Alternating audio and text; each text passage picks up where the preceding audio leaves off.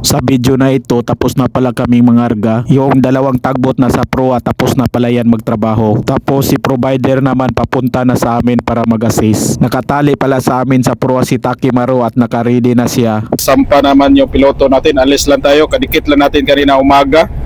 Ngayon hapon, alis na naman. Kaya para tayong taxi dito, para lang tayong tawag niyan, para tayong passenger.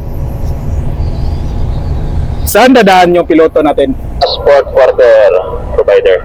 Okay, tagpass up provider. Shoutout pala kay MCC Gigantes, ito sa gilid natin. Ito, tapos na tayo mangarga. May tagbot na pala tayo. Ito pala si MCC Gigantes, yung isa sa pinakamalaking barko dito sa domestic. Ano, may tao dyan sa baba. Shoutout sa taga MCC Gigantes, hindi ko alam yung pangalan nito. Dito na pala yung pilot natin. Pilot on board na. Yan na, kasama niya. On board, pilot on board, MC1. Okay, pilot on board, thank you.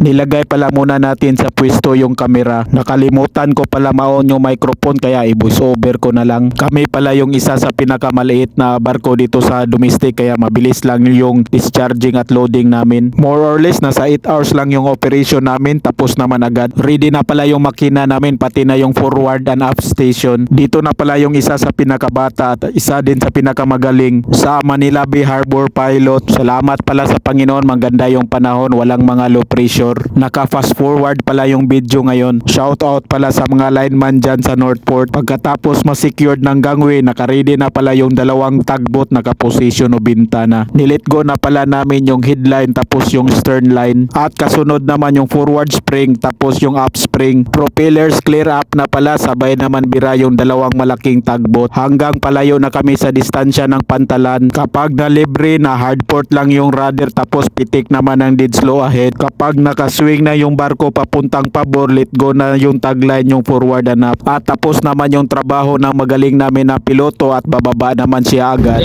Takimaru. Okay, thank you. Kasi Dok Takimaru. Shoutout kay MCC Gigantes, yan o.